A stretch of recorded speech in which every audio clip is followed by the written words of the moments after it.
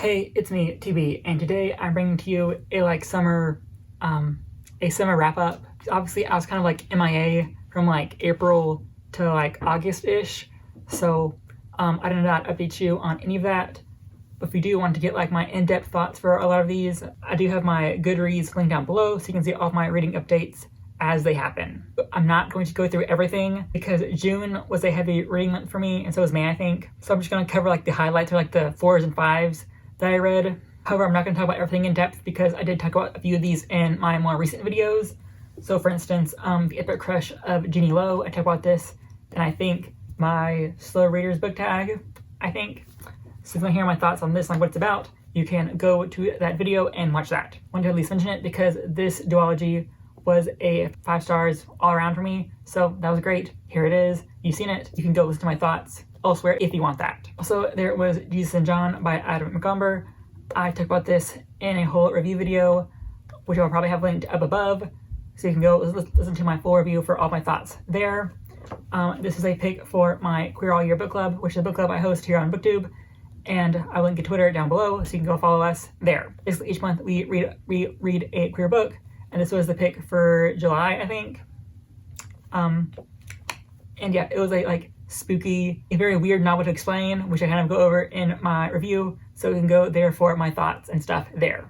Okay, so I have everything organized into sort of lists. So I'm gonna go ahead and start with the fantasy stuff that I read.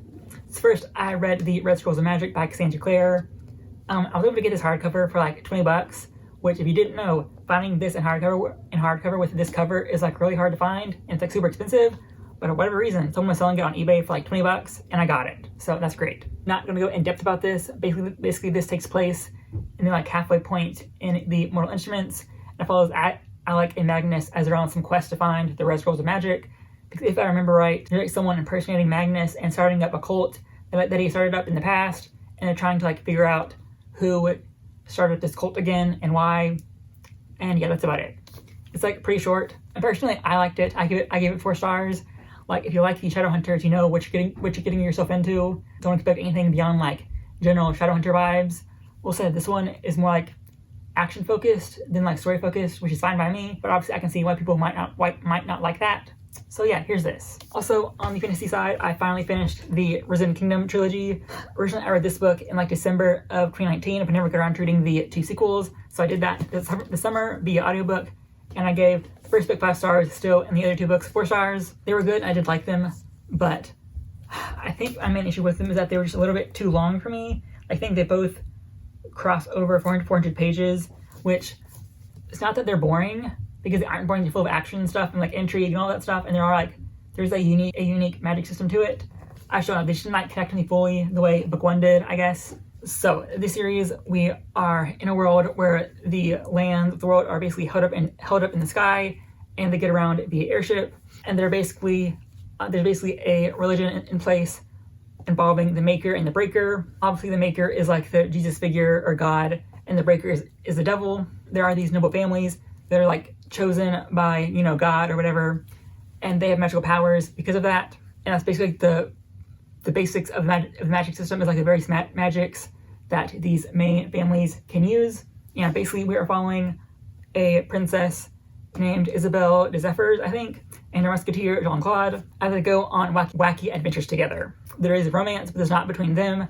I think Isabella's romance is more the main stage kind of thing, at least in book 1 it is. But in the other 2 books, it's more a background thing. I don't remember if Jean-Claude gets a romance. I don't think so, but I might be wrong. Their relationship is more mentor and mentee, because he is kind of her guardian and he helped raise her. So they're very close in a father-daughter sort of way, which is why I kind of liked their relationship, because they were not romance heavy, which is what I like. They're more like friends, mentor and mentee, which is very a refreshing take in the fantasy genre, where we usually just get romance and that's it. So yeah, that was fun. That's another series down. And we'll go ahead and say that this is obviously more 15th and 16th century Europe than medieval Europe, because they do have guns and stuff. So if you want a more modern Europe, but not too modern, here you go. I will have GoodReads linked down below for most of these books, if I can remember that. So yeah, now we are moving into the classics. The first of these is Pamphylia to Amphilanthus by Mary Roth, or Worth. This is basically a poetry collection that kind of covers the feelings of Pamphylia as she's kind of like pining for Amphilanthus, which I know sounds very boring, but I actually liked the poetry in this. I wrote like an entire paper about this, which is why I read it, because I wanted to write a paper over this and like another poetry collection. So yeah, it's just poetry series and like a lot to like talk about with it really. I really liked it, but I don't recommend this to like everyone, because this is like, I want to say like 16th century poetry. It's like Shakespeare-ish era. So obviously the writing is a little bit like hard to wrap your mind around if you aren't used to that. So fair warning. Personally, I like this more than Shakespeare's poetry, so do with that as you will. And because it's like so old, it is in the public domain, so I'll probably have a link to like the full thing down below if you want to read it, or at least like look at it at first, I guess. Then I read Lucy by Jamaica Kincaid. It's like 4 stars for me. And I picked this up because like I was told this was a retelling of sorts of Villette by Charlotte Bronte, which is one of my favorite novels. So like I read this and it just wasn't that, I guess, which is why it's only 4 stars. I think if I went into this and not expecting Villette, I would have liked it more, because I was like went into this expecting like Villette vibes. I didn't get that and I was kind of like disappointed. Obviously the writing is good. It's Jamaica Kincaid. The plot is like adjacent to that, but not really like Villette, I guess. So in this we are following Lucy, a girl from the West Indies, who comes to North America in the form of an au pair for a rich family. And while Lucy's there, she begins to notice that their kind of like marriage is falling apart. And while she's there, you know, being an au pair, she learns more about herself and the world around her, and she begins to compare America to her home in the West Indies. I'm pretty sure she is from Trinidad, but don't quote me on that, because that might be totally wrong. And this book is pretty short. It's literally less than 200 pages, and the font is like that size, so it's not like a long read or anything. But yeah, I liked it. I do want to read more from Jamaica Kincaid in the future, so yeah. Then I read Islanders and the Fishers of Men by Yevgeny Zamyatin, which I read his novel We and really liked it, so I wanted to read more of his works. So this is like 2 short stories kind of, or I guess novellas. It depends on who you ask really. I gave this collection 4 stars. I liked the first story more than the second one, because The Fisher of Men, I didn't really get it at all. Still liked the writing, but she didn't get it. So Islanders is basically a story where someone gets hit by a car and he's kind of forced to stay with the local priest, I think. While he's there, the village starts to change around him because he's not a local, so therefore people kind of have to adapt to his new ideas and shit. So yeah, kind of weird to explain. Don't remember a lot about this because there are shorter stories, you know. Yeah, I remember liking them at least. Then I read the Lays of Marie de France, which is kind of a collection of I think 13 basically short stories. So the historical context for this is that Marie was I think she was a poet given to a king in England, so she decided to kind of give him a collection of stories from her home in France. And she's also the earliest known French woman poet, so there's that too. So obviously these are just basically medieval short stories, usually involving medieval romance and aspects of that, so knights and shit. Pretty sure I ended up liking most of the stories in here. And if I remember right, my favorite stories were Chèvrefoil, Bis Cleveret, and I want to say Yonec. I don't remember because it's been a while. I'm pretty sure I like L'Envol too. A lot of good stories in this, so I will probably read this in the future. So yeah, here's this. Don't think I said it, but basically all these classics were 4 stars from me. So there's that. Next I have basically the Indigenous literature section. First I read The Break. This is a really heavy book, so go into this expecting talks about rape, because one of the main plot focuses is the rape of a girl and kind of who caused it and the after effects of what that does to her family and her. So I do get a lot of different POVs in this, which are usually very hit or miss for me, but I do think I ended up liking all of the POVs we got in this book. Kind of the main focus of this, or at least what I got out of it, just how connected the women end up being, how they end up supporting and loving each other throughout the whole narrative and stuff. So yeah, there's that. It's not hard to explain because it really is just more focused on the family ties and their own stories and backgrounds, more than the plot of who did this to the girl. That does get resolved and is a feature of the story, but it's not the main focus of the story, if that makes sense. And this is 5 stars for me if I did not say that already. Then I read The Outside Circle, which is a graphic novel that features Pete, who is a young Aboriginal man in Canada. After he ends up killing his mom's boyfriend, he gets into jail and kind of has to go through the process of healing and trying to become a better person. And he doesn't want his brother to be caught up in the same web of crime and stuff that he was caught up in. Obviously it's pretty short and it is a one-shot basically. This is all there is to the story, but don't feel it was rushed or anything. I'm pretty sure I give this 5 stars. and a lot of the focus of this is on him trying to heal himself from living that lifestyle and kind of trying to step away from that.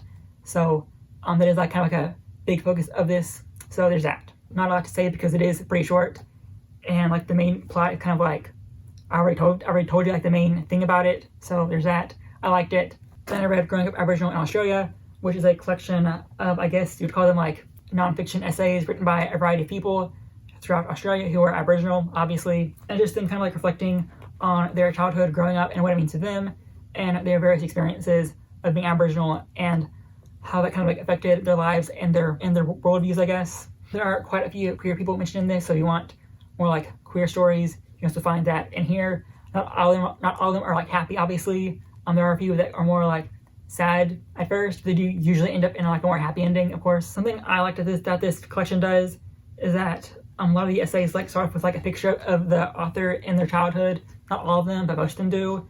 And if you go to the very end, you can see pictures of them as like adults and all grown up. So there is that to the book too.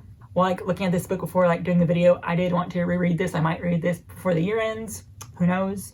And this was a 5 stars for me. The only book I don't have physically with me is River of Dreams by Dr. Anita Heiss. This is like a proper name, and I think Wiradjuri, but I don't know how to pronounce it properly, so I'm not gonna like mess it up. But the book title does translate to River of Dreams, so I'll have the cover here somewhere. This is a historical fiction novel following an Aboriginal woman as she kind of like grows up, and I think it's mostly focused on like her like adulthood life, like her late teens and early adulthood, as she's basically enslaved to this white family, and kind of how her life goes and changes, I guess. Obviously deals with like slavery, and I might be misremembering, but there are like threats of her almost getting raped, but I don't think she does get like actually raped, but that does get talked about a little bit.